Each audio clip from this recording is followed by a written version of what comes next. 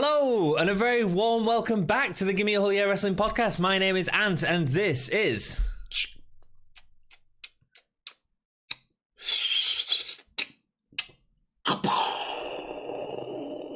Ollie. That was actually really impressive. Well, I've been practicing that much. Episode 44. 44. NXT UK. I thought I'd get a little 44 of my own. 44 Magnum. Thank you so much for joining us. I'm guessing most people are here to watch a certain match that happened on NXT UK this week. Yep. Find our opinions on it. Rematch. Peter Dunne. Peter Dunklage. It was Peter Dunklage versus Walter. Walter. It was great. It was just his name. I like the fact that the crowd are chanting Peter. Yeah. And I love the fact that Walter's using the word Peter. Yeah. Peter, I'll kill you. It's great, man. It's great. First off, we'll read a couple of comments from the last episode, and then we'll go into a full review of the pay-per-view. Comments from down below. Willie G, new commenter. Ooh, hello, Willie G. Hello, Willie G. Says the real question is Tottenham or Liverpool? Ooh, Liverpool. Why? Zach Gibson, man. It is number one. It's always number one. He will be number one in Liverpool. Manfred Bazarov says Dragunov's debut wasn't anything special, I was completely it? forgot about him. Yeah, I literally just got reminded just now. Yeah. He's in NXT UK apparently.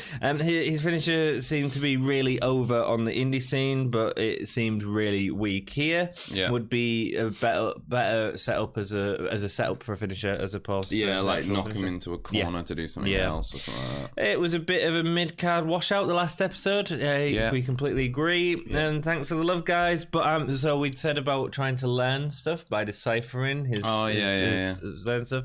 He says, thanks for the love, guys, but I'm not that interesting. Better to keep the mystique. Ooh, that's interesting in itself. I think he's a purple mutant. A purple mutant. Mystique. A big purple people leader. Purple people leader. Maybe. I think he's a great guy. I think he's awesome. Rock and roll. 22nd of May 2019 in Glasgow. Video package of Dunne and Walter 2 starts a show with the sound of the trailer man in the background. In a world inhabited only by wrestlers, there is Walter, there is Pete Dunne, and there is a rematch. And a sausage van. Who will win? Who will make it out alive? We will see at the end of this episode. Me. Yeah, fine. Whatever. Yeah, it was fun. Fine, yeah, cool. I like it. Travis Banks versus Joseph Connors is our first match. No build-up to this match. No. All the other Fatal 4-Ways have had some sort of build-up, even if it's just next week, you're seeing this. Yeah, and we just got this just beginning of the episode. It was just Travis Banks, that guy that hasn't wrestled for a while, versus Joseph Connors, that other guy that hasn't wrestled for a while. Very well with, unfortunately. It's a Fatal 4-Way contender match with absolutely no build-up. Banks comes down with a redneck scarf thing instead of the... Yeah, he had like a shiny Australian red snood. Yeah. Was that because it was in Scotland and they wanted to avoid the... I don't know. I just don't get it. I don't know. It kind of makes sense when it's got his like New Zealand flag on it. When it's just like red and shiny, it just looks a bit odd. Yeah, a bit like a Batman bad guy. Yeah, as real. Connors comes down in a jacket. It's too big for him. A lot of stretching at the start. It doesn't feel like much build. When Connors chops out of it, no one cared. No one cared. Yeah. Connors drops Banks face first into the ring steps. The ring steps are becoming iconic with Banks, and I like that that he's constantly sort of being abused on these ring steps. Yes. Spot where Connors is laying fist into Banks on the floor in the corner, but it didn't feel aggressive. It felt like there was no aggression there. Yeah, I wrote it down like from pretty much the beginning of the match. It just felt lethargic. Yeah, it did. Super lethargic. I agree. And although like there was a point to the match which gave it a little bit of I was invested because I was like, who's going to end up in the Fatal 4-Way? Although I think like I kind of figured it was pretty obvious already. I don't think commentary helped at all, actually. The commentary were going on about everything else. Yeah. You know, and so you're not drawn into the match. Yeah. The double foot stomp from the Connor's in corner, felt a bit weak. It almost felt like it was a single foot stomp at one point. I really love that foot stomp that Connors does. They kind of replayed it as well. I went, look at the power of that foot stomp. And I was like, that wasn't his best one. No, it wasn't Definitely at all. not. It certainly wasn't the power that he normally has. Banks delivers. It looks class. It does, yeah. Yeah, really good. Banks delivers a double drop kick to Connor's elbow from behind on the turnbuckle before a suicide dive. Real weird as Banks goes to the turnbuckle to deliver a slice of heaven. This was really bugged me. So he goes to deliver slice of heaven, waits for must be about 4 or 5 seconds while Connors does a slide under him and then goes for it. So it was mistimed. It felt super mistimed. Clunky, man. Clunky. Awkward, bit sloppy. Yes. My review for the match. It was, yeah. No, I agree. Also the name of my band. Awkward and kind of sloppy. Yeah. That's how my partner describes me. I was going to say my relations. But, nice slingshot bulldog from Connors. I quite liked it. It was different. No, you didn't like it? No, I don't know if it was a camera angle or what, but I didn't see the contact. I just saw him sort of flop over, and it looked like he was maybe going to go for that DDT, but was in the wrong position, so he just sort of put his hand on the back of his head and went, and then the commentator was like, oh my God, a bulldog! I was like, oh, that's innovative, but you're saying, no, he just was out of position. I think they were out of position, and it was making the best of a bad job. Fair enough. Fast pin segment, which, didn't feel deserved. Yeah. Laziest Kiwi buzzsaw chant. Audience didn't care. Kiwi buzzsaw. Yeah. Halfway through the match, Connors does his shouty thing. Kiwi buzzsaw. I am Joseph Connors. Okay. We know that. We got that when you come down and card. Gives us your name. The video effects at the beginning. I get it. I get the remember me, but I think there's more interesting ways of doing it. Yeah, that was Joseph Connors is way better than that. It just felt weird, man. In fairness, though, he's not being treated with any kind of no, if creative can't get him right, why should he do anything? Yeah, creative, I'm not giving him a good anything. Run. Yeah. He eventually hits Slice of Heaven and the Kiwi Crusher for the pin. Connors quickly rolls out of the ring to leave Banks to celebrate. Didn't enjoy the match. Not a great opening to an NXT UK episode. And the disappointing thing about this episode is probably going to get more views than any other episode on NXT UK so far. Yeah, and if the first match is a bit lackluster, then it's not going to sell the product incredibly well. Who would have been better in this spot? Yeah. I mean, I would have put one of your Scottish guys. Really showed I would have had Joe Coffey versus Flash Morgan Webster on this episode rather than a couple of episodes ago. Yep, or even because that was sort of main event. Even if it wasn't that big, even if it was Mark Coffey versus Ligero or something like that, the crowd would be so much more behind it, so much more invested. And it would be a really good match as well. Yeah, it was a real shame. Ratsy interviews Banks in the ring, telling him he is one of the final. Do you see what I mean now? Sorry. Yeah, no, go on. Do you see what I mean now about these post-match interviews where people are blown up after a match? Yeah. It's super It don't awkward. work, no. Yeah, because they're like, oh, well, the thing is that I will be the Travis Banks in the match, and there will be Dave Mastiff, who I like, and it was I was like, what? I mean, interview him now? I quite like the concept, the idea of him breaking down the 4 men in the match. So Coffey, he got beat up by the Coffey brothers at the Royal Albert Hall show, and then Devlin took him out at Takeover, and Dave, I quite like Dave. I quite like Dave.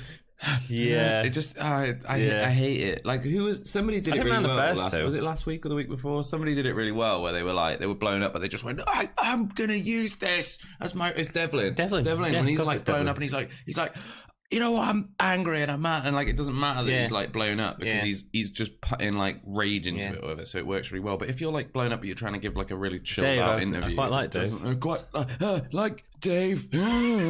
And this is no criticism of Travis Banks. This is just bad planning. He's gonna win and become number 1 contender, is what he says. Fair enough. Is Travis Banks versus Walter something you want to see?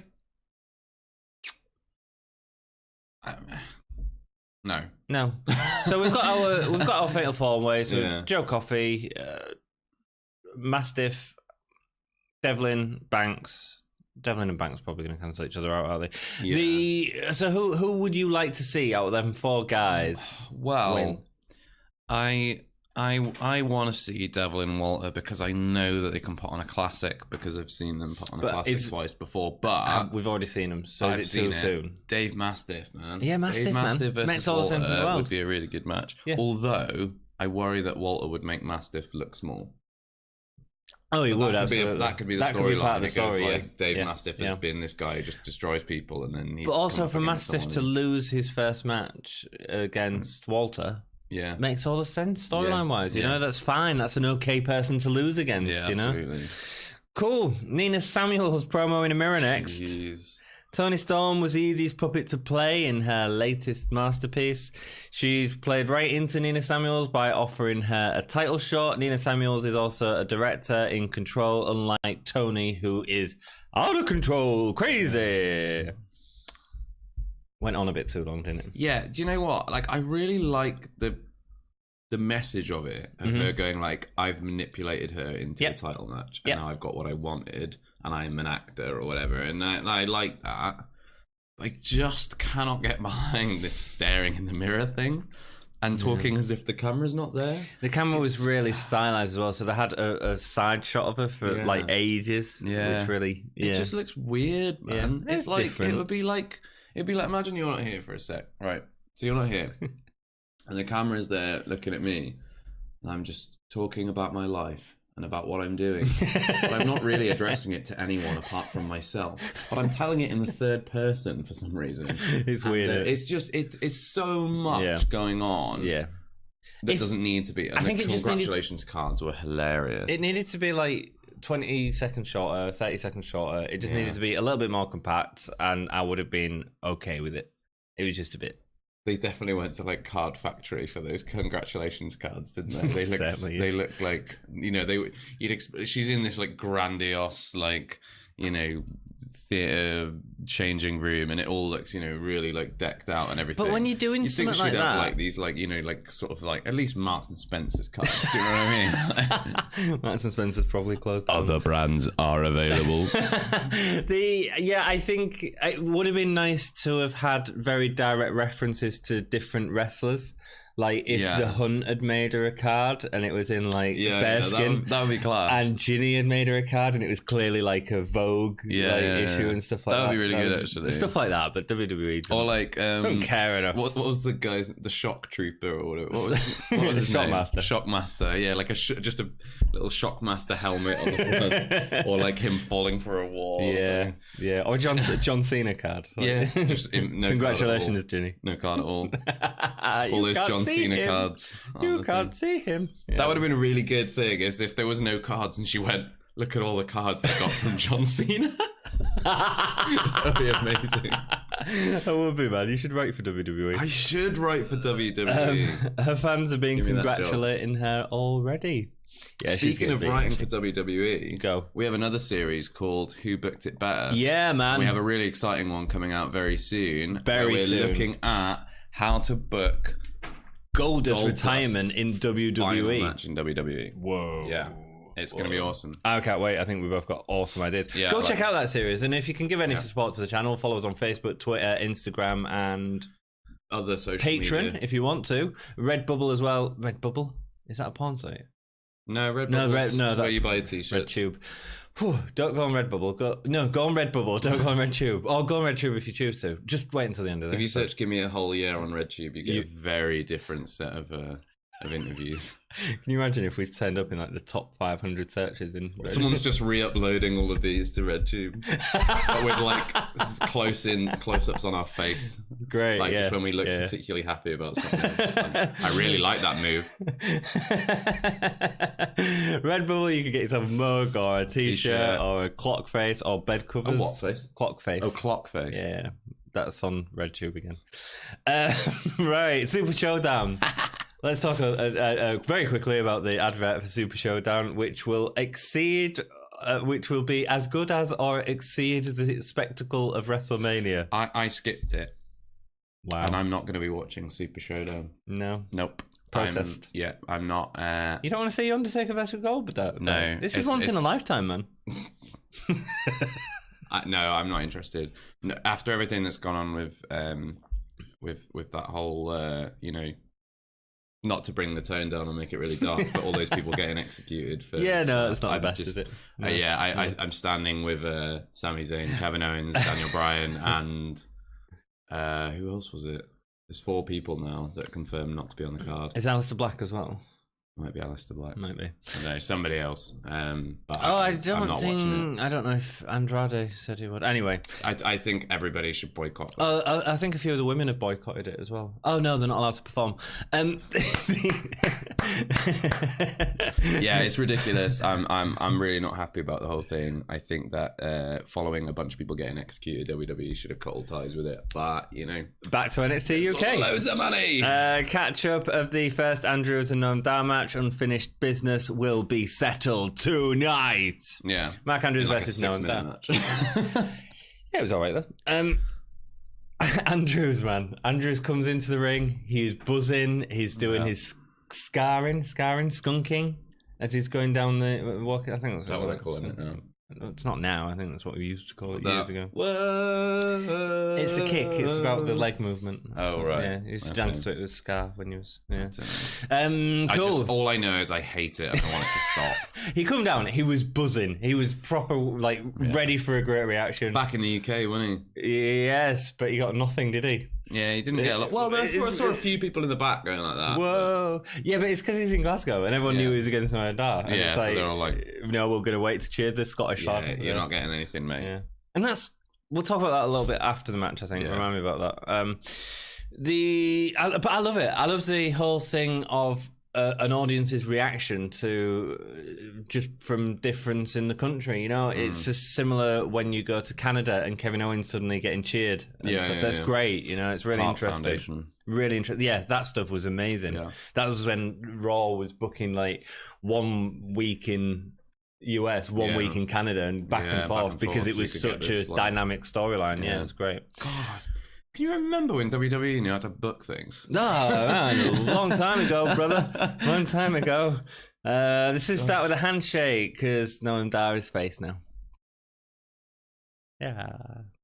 The start, really great back and forth from the start. Again, that stuff where neither of them can hit each other and the matrix in backwards out of moves and sort of, it's so good. Both guys so talented. There was a couple of spots where you could see them getting into it, but that's fine because there was so much of it and it was constant throughout the match, avoiding kicks, punches, everything. It's really what nice. Jim Cornette would describe as flippy chip. Yeah, but it's good. But I love it. Yeah, and it's not over the top as well. It's not like it's not Young Bucks on an indie on a house show type thing. You know what I mean? Yeah, no. It's just done to the right level. Yeah, it was a perfect balance. Andrews comes on top from the running exchange. I love this crossbody from Andrews. Goes for the crossbody. Really dedicated to the crossbody, a high crossbody. Noam Dar goes flat on his back so that Andrews misses him completely. Really nice stuff before the kip up. And unlike the Kiwi buzzsaw moment earlier, where he waited for 4 seconds to jump and then do it. There was very little of that waiting around thing. That it was the kick was coming, and if he wasn't ducking, he was going to get hit by it, and that the deal with that as it comes. And that was great. Really good. Nice punt kick from Dar gets a close to kick. It was, man. Oh, that pump kick was amazing. Looked like it took his head off. Oh, what a bloody lovely pump kick. I like that pump kick. And again, constant reversals. Great. Yeah. Really like that about these two. Really. Do you want to see more of these two? Yeah. I do. I want it to become a feud. Yeah. I want some stakes in it, though. A little bit more of the sloppy Stundog millionaire than more beef. Yeah. Give me more beef. Want more beef. A little bit more of a sloppy Stundog millionaire than we used to. And I think because the match was so short as well, it didn't feel as earned. And I think it was Dar's selling, because he was selling it to get out of the ring, wasn't he? But he sort of did a weird sort of step forward before going backwards. I wonder if that's why he maybe only got part of it. I wonder if just literally the commentators had said, he's gone for the Slumdog Millionaire, but he's only caught part of it. Then that would have just sold it as it needed to, because normally people go down on the Slumdog. stun dog. I think he was going down, but then realised that his actual spot was out the road. So it's like, go down, but then fell out, and then he ended up standing, which was but you got to be careful with stuff like that during a signature. You know, I mean, it's supposed to be a big point in the match. Dar goes out, and after a suicide dive, starts to sell his knee. Dar keeps Andrews away as he's continued to sell his knee, and the two have an exchange on the floor. The ref's involved. Dar, are you okay, man? Had a meniscal tear, which is not very pretty. And you okay? And then Andrews comes over. You okay to carry on? Goes to pick him up, and he goes down. And as he turns away, Sucker punches him. Heel turn. Oh, what a surprise. Gets him. What? Didn't see that coming. Oh, it's almost as if he turns heel all the time. But they could have swerved us with this. Like, this is the thing, right? They could have had Andrew, because for a second I was like, he keeps going at him even after, like, he's, do you know what I mean? Like, is he gonna? And I genuinely thought for a second they might swerve us, and like Noam Dar goes down, he's like, my knee, and then Andrews was gonna come over and be like, oh, sorry mate, oh yeah, don't worry, we'll call the match off, lift him up, and then boot him really hard in the knee. I thought like that would have been a really good swerve, because we were expecting Noam Dar to turn. But at the same time, because I did think that myself, at the same time, I don't want to see Andrews as a heel. I have no interest in him as a heel at this point. Yeah. I think I'm interested to see it just because I want to know if he can or not. I don't know if he's like a perennial. Is it perennial? Is that the word? Perennial face? Don't know, man. Like, making up words to me, consistent face. Do you know what I mean? Like someone who's always a face. I think it might be possible in the future, but at the minute, I just don't. I think there's so much more you can do with Andrews, and like a feud with him and Walter would be incredible, you know. And so keep him as face for now. The little underdog, face. The slumdog millionaire. There we go. There we go. The Nova roll ends up getting him the pin. Nice finisher as well. Funny as he oversells his knee as he's going up the ramp. He's sort of going up, going, yeah. Ooh, I like the reeled him in. It was really good. Yeah, like, he's so good at that cocky heel thing. I love it. He is good. Just amazing. He's got so much swag. Was this the right time to do it though? In Glasgow? No, it wasn't, because he's going to get cheered. Because he was just getting cheered, obviously. I don't know. Maybe it is though. Because you feel worse as an audience, as a TV viewer, you feel worse for Andrews knowing that not only did he get beaten and suckered in, then Noam Dar is gloating, like, and we all hate a gloater, and gets away with it. And then on top of that, the audience are on top of him as well. Yeah. So you kind of go like, oh, poor Andrews. Like, bless it. Bless his little cotton Andrews socks. Yeah. Then we have the best bit of the video.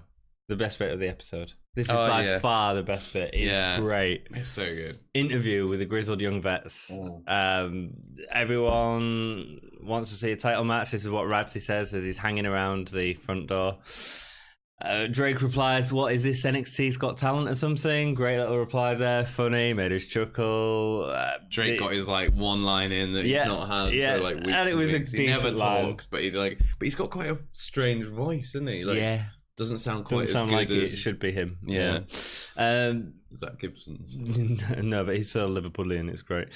The grizzled young vets will decide when the match will happen, not the fans. And then the best line of NXT UK so far, as Gibson says to Ratsey, why don't you hang around the door and wait for someone else to interview you, creep? I was like, fair point. But that's it. And because we watched that together, and he was like, you know, I can't hate Gibson because he's just right. He's just right, yeah. Like, this is the thing, though, is that, like, he never... I think that's why he's so good, is that he's never saying anything that's, like, outlandishly false. No. He's always playing on some element of truth. Like, he goes, like, none of these people have earned title shots. Yeah. And in fairness... They haven't. No. So it's like, well, you know... Yeah.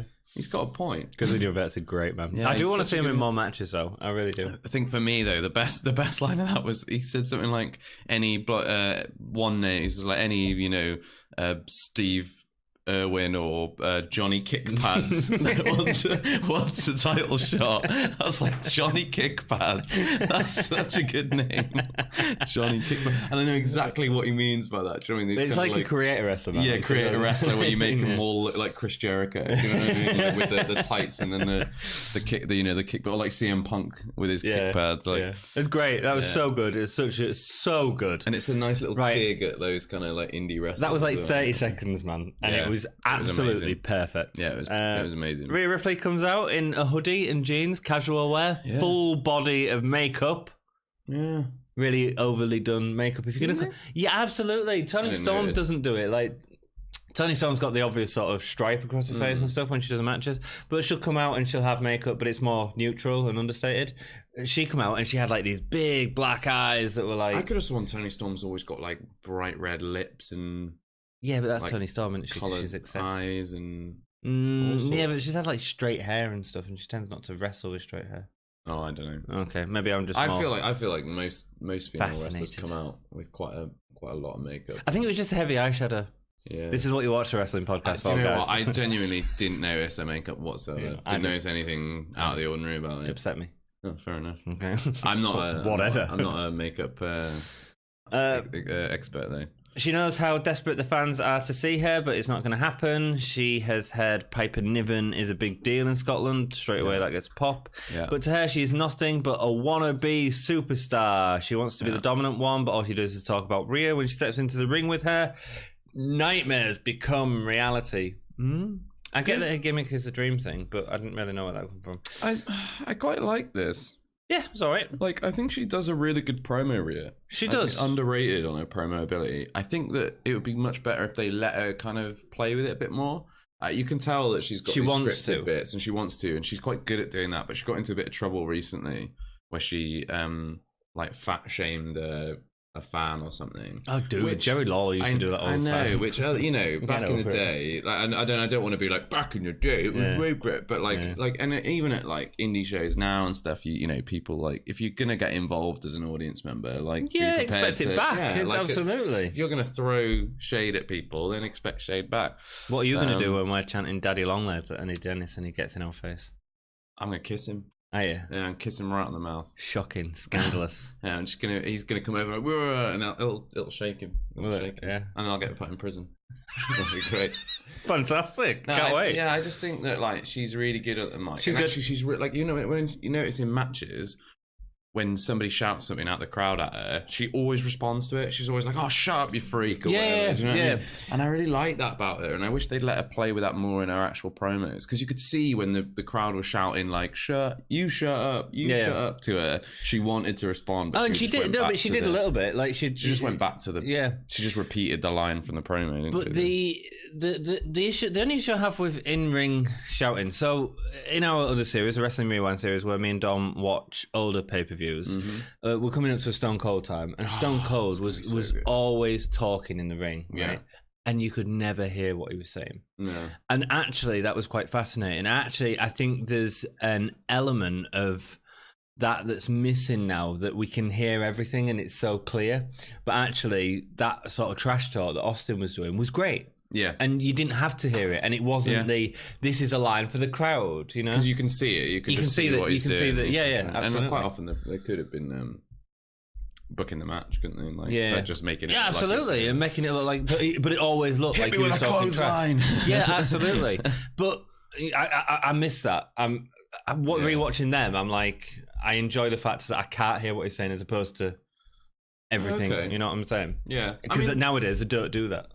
I think you get some still that do, but I know what you mean. Yeah, I think that like with the change in audio quality and like better mics and more mics and stuff, you do get a better idea of what's going on in the ring. Particularly as like, I think we were discussing this. We were having a little chat yesterday about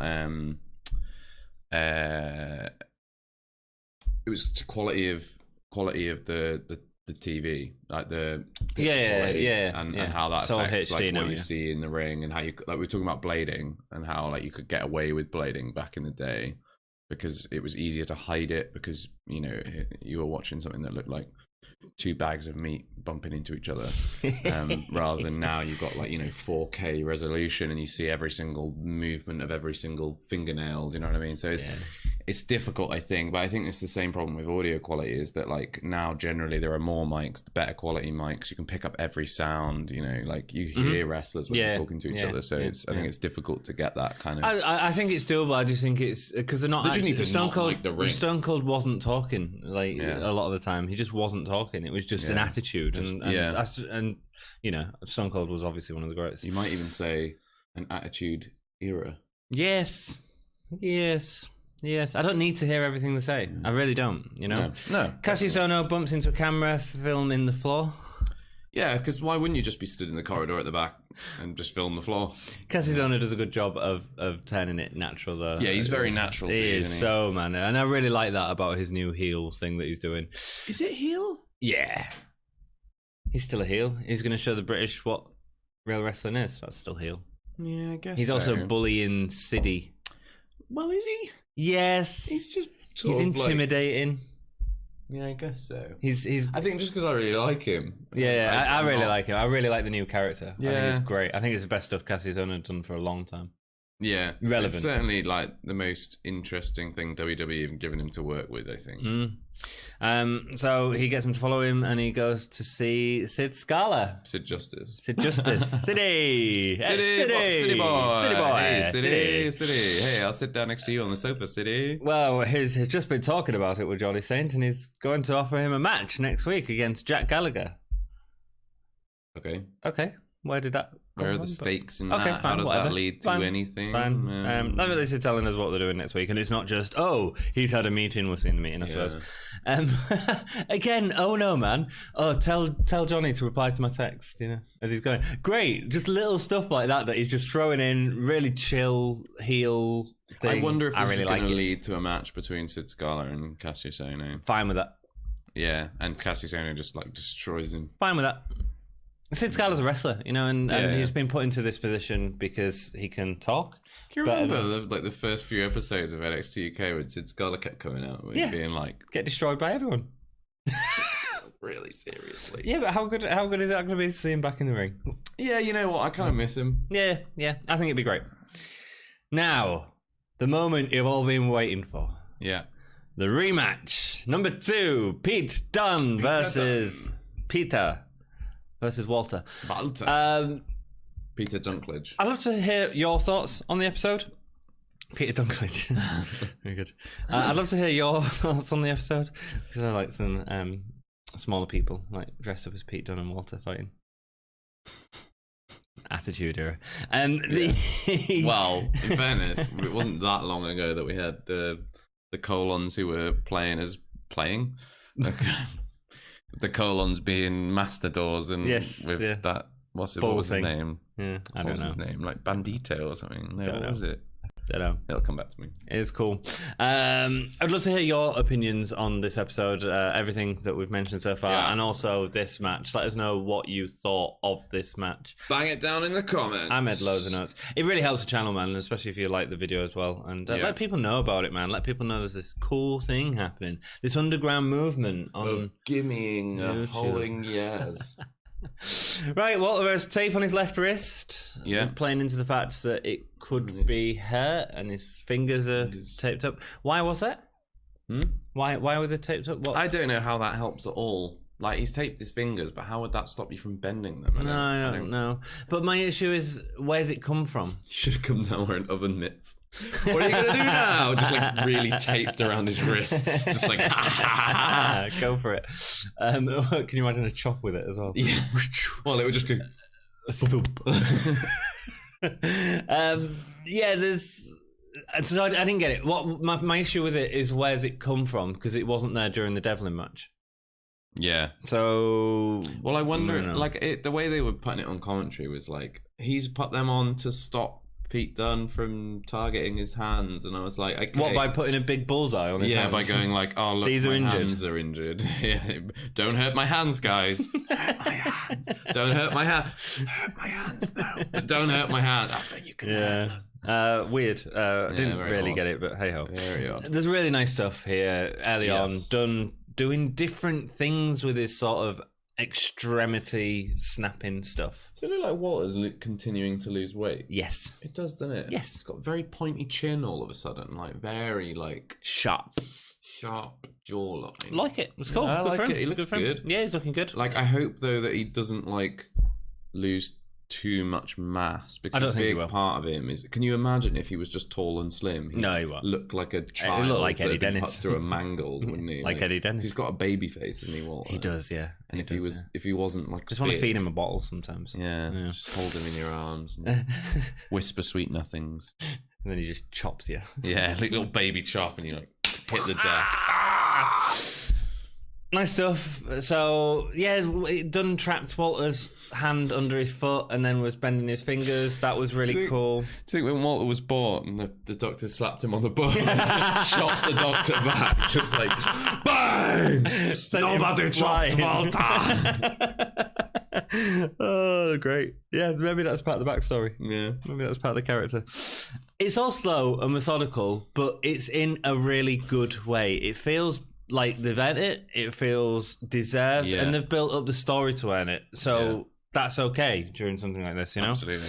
Dunne gets Walter to the outside with a leg drag, but Walter gets away from him on the outside with the first really high chop. It was a really high chop, though. It looked like it hit his chin, man.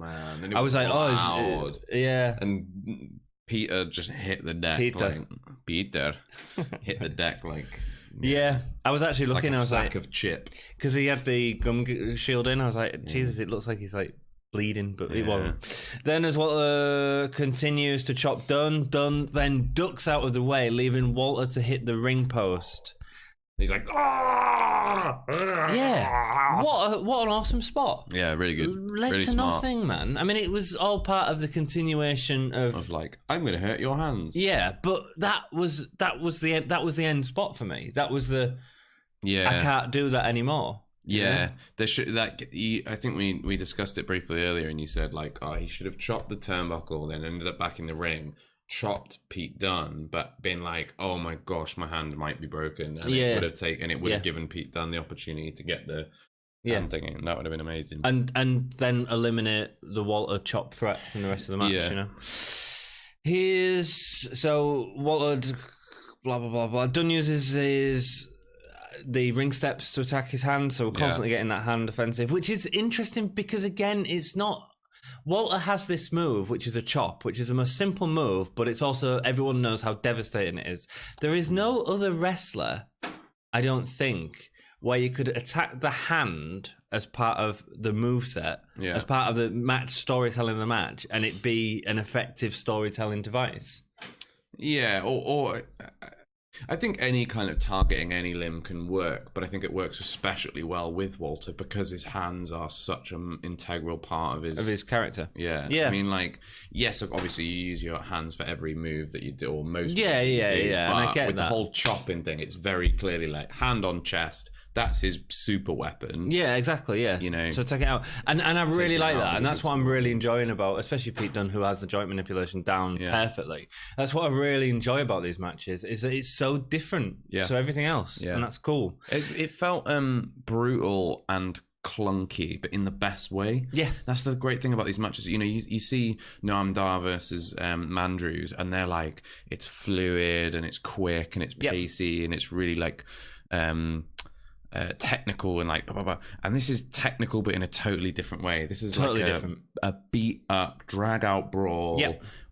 Big moves, and we all know that Pete Dunne can do completely different because we've seen the stuff that he's done with Tyler Bate and stuff, you know. But this felt like a fight. You know what I mean? And I just like the Takeover match. That feels like a fight. Yeah. Do you know what? Earlier on in the match, there's that bit where I think Pete Dunne does something, and Walter goes to chop him, and he just puts everything behind it, and Pete Dunne drops out of the way and crawls goes to the back of the corner. And I was like, man, and Walter's like coming for it, like walking forward, like, you want to fight, like, and I was like, man, this is good. It's really it feels intimidating. It feels dangerous.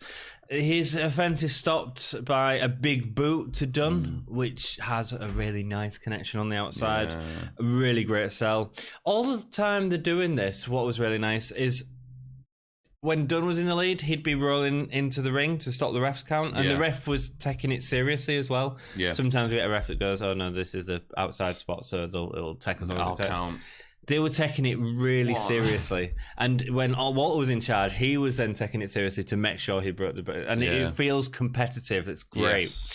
Walter delivers a double-footed dropkick to get Dunne onto the barrier and stands on the jaw of Dunne over the ribs. It was really stomach, and I was like, "Oh, that'd be horrible." Yeah, a guy the size of Walter, power stomping you in the stomach. It'd make you like instantly cack yourself, wouldn't it? Yeah, I think so. If you hadn't done your business earlier that day, you'd be doing it in your shorts right then. Flying through the air with just a trail of you. Dunne is in control of Walter in the ring, but eventually Dunne gets a great elbow, again selling them elbows, crippling Walter. Walter sold it perfectly, and the crowd start chanting, "Let's go, Peter!" Once and Walter just cripples. You know, like when you see those boxing fights where they get like one really good shot, and the guy just goes, he's just like all over the place. Like, oh my god, it was amazing. It felt great. It felt legit, man. Yeah, it's good. Good. He gets a nice insecurity to Walter in the corner after flipping backwards over him, but can't lock in the knee bar properly. Walter delivers a German to Dunne when he just lands on his feet, and after use it, so clean, smart. It was so nice. Yeah. Oh, he landed that backflip like beautifully. And obviously Walter could give him enough. We've seen him do that spot a couple of times, but Walter could just give him so much lift. Yeah, he just went straight up in the air, did this perfect, beautiful swan backflip, and landed perfectly. Should have bowed at the end of that. Yeah, bowed, and then just kicked him in the side of the head. And it was really nice that Walter didn't even look back at him, because he was like, "I know I've got him," throws him over his thing, and he sort of sits up like, "Oh, I've got a chance to breathe." And then Pete Dunne just kicks him in the side of the head, and he's like, "Oh, where did that come from?" And it shows the control of this guy to not even need to look behind him to know this guy that I'm working with is that good, that he has landed on his feet, he's okay, and I'm about to take a chop with a foot to the face. Great. Very nice. After using the tape to stretch his fingers, which was okay, quite cool. Yeah, I liked it. The tape that he'd used to protect it. It takes it off to now against him. Get extra leverage on it. Nice little story spot there. There was a crucifix bomb. Don't often see a crucifix bomb. Yeah. It was good. It didn't just feel like a lazy crucifix pick. It was like kapow. If a big guy can sell a crucifix bomb well, which Walter can, it looks amazing when it's a big dude, like a little dude on a big dude.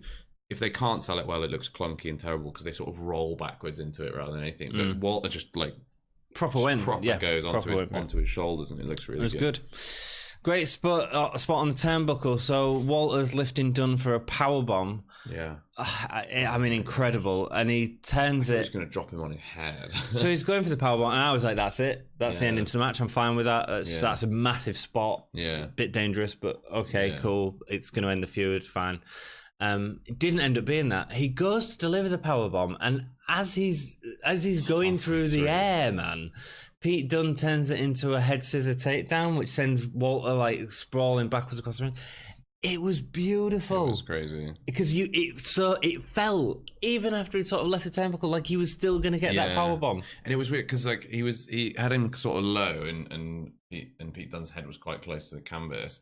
And then he sort of comes up into the powerbomb, and then it dropped again, and I was like, "Oh no, he's gonna powerbomb him onto the top of his head," and I was like, "This is gonna end horribly wrong." Nope. And then at the very last second, it's just like, "Oh, legs wrapped round, flip, Walter's across the ring," and I was like, "Where did that come from? And how quick was that?" Great, innit? It was an incredible spot. Beautiful, incredible. Dunne delivers a German to Walter, but Walter answers back with a quick lariat. It feels so even. The entire match. Really well contested match. Walter goes to the top rope, but is caught by the forearm as he comes down. Nice, we've seen that before though. Dunne hits bitter end before continuing to work on the fingers of Walter.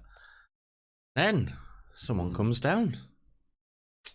Someone comes down to interrupt the match. It's Fabian Aichner. We love Fabian Aichner here, if you haven't seen our episode before. To help Walter reach the rope. Yeah. So he helps him. The referee starts arguing with him, and Marcel Barthel comes in and hits Dunne from behind with the title. Walter hits the powerbomb for the win. The crowd were booing. Yeah. The crowd hated it. The crowd hated. Not this way. Yeah, exactly. Yeah. What do you think? I think it's absolutely the right time. Perfect. Yeah. this is how it should, because we couldn't have the title go back to Dunne, but we don't want to make him look too weak by getting squashed by Walter twice. Nope. They had a really good competitive match. Maybe we'll get number 3 somewhere down the line where Dunne will get his redemption. I don't think it needs to be for the title. Maybe. I would love to see just like maybe in a few months or like a year's time, just later on down the line, we get those two come back. We play back over this history that Walter's got the win twice, once by nefarious reason, ways, and Dunne wants that W over Walter, and they have an amazing match, and then Pete Dunne beats him, and it doesn't even have to be for the title. It can be way down the line when somebody else is champion. But I want a satisfying conclusion to that fight, and I think we will get one at some point. But I think this is absolutely the right time to have the European Union get formed. Effectively turning Walter heel in the process as well, which was the right time to do that. Yeah, because he was been sort of like not quite heel. No, he's just the guy wrestling. So I am good at wrestling. Yeah, and he's had an interaction with Aichner and Marcel before. And we had a nice little like tease of this quite a few weeks ago, way before Takeover, and it just makes all the sense. And here's the thing, right? For me, I wouldn't mind if, and this is mad to say, really, I wouldn't mind if the title was taken off Walter, or if he keeps on Walter, whatever. If the next Takeover didn't even have the title involved, it was Walter and the European Union versus Pete Dunne and British Strong Style. Yeah, that'd be amazing. That to me, that's got to be where they're going with this, right? Yeah, I mean, my concern is I think it's going to be that's just going to be an episode, and but I actually think them talents in that ring are that good for it to be a main event of a Takeover without even the title involved. That would be a really good match. Like, we wanted to see it. Who should win? Who should win if they have that match? Aichner.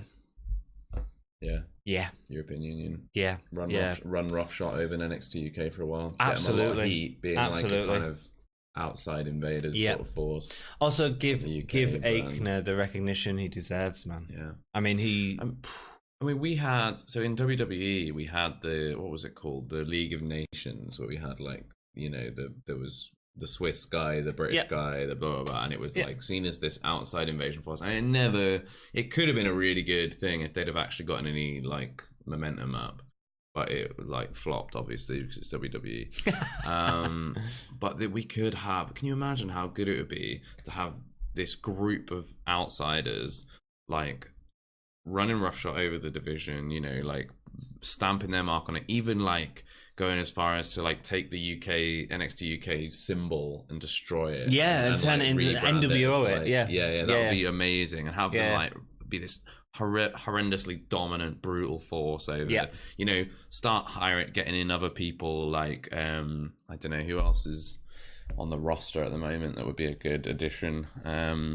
Onto from like a non-British, even if they started getting like the Australians Gallus. on. Gallus, the Australians, Travis Banks. Well, Gallus is British, aren't they? Scottish.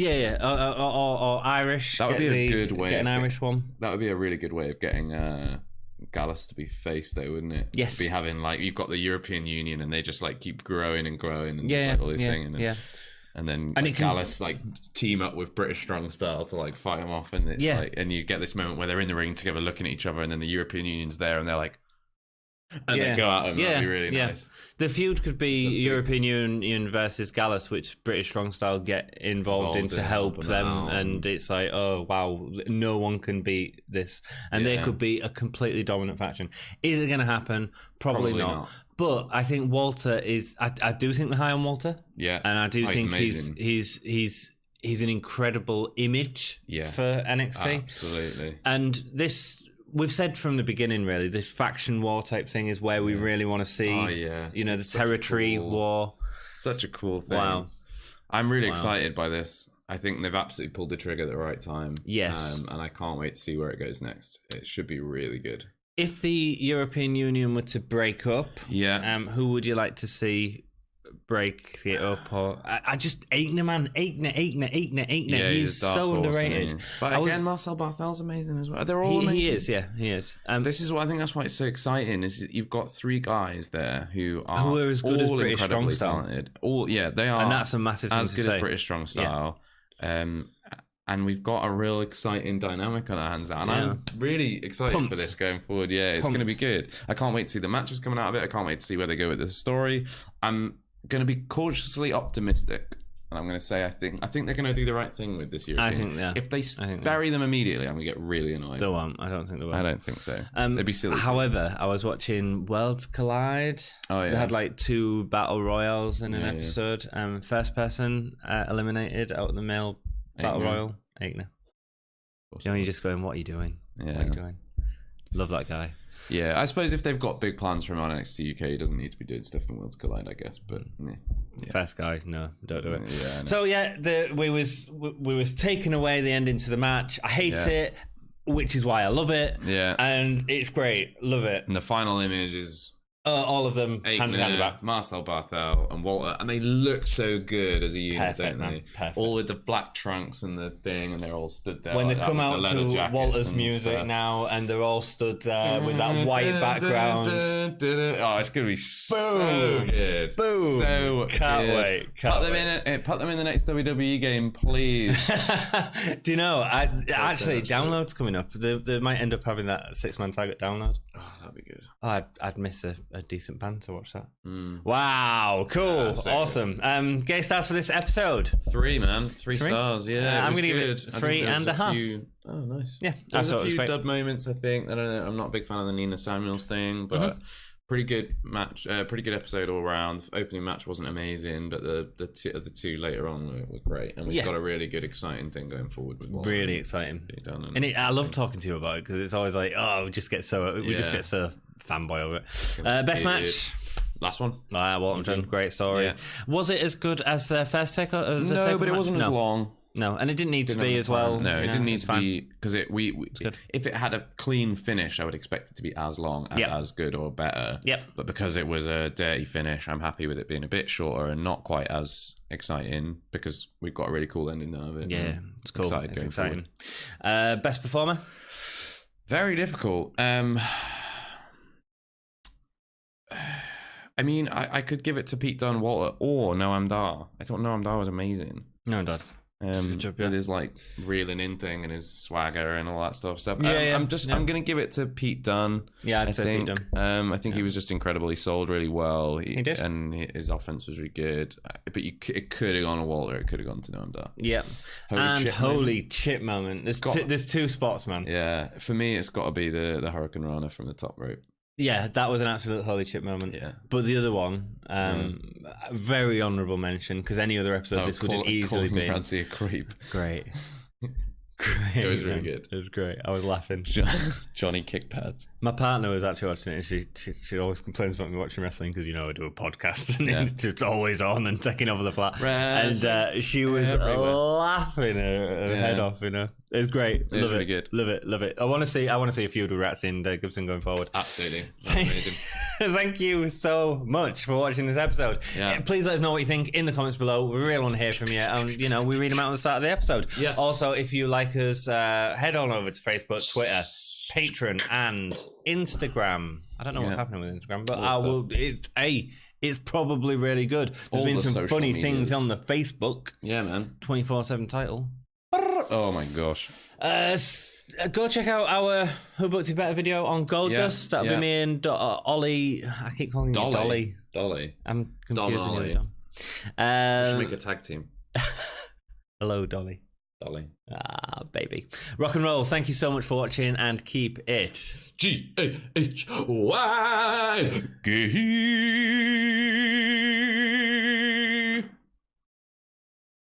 Well done.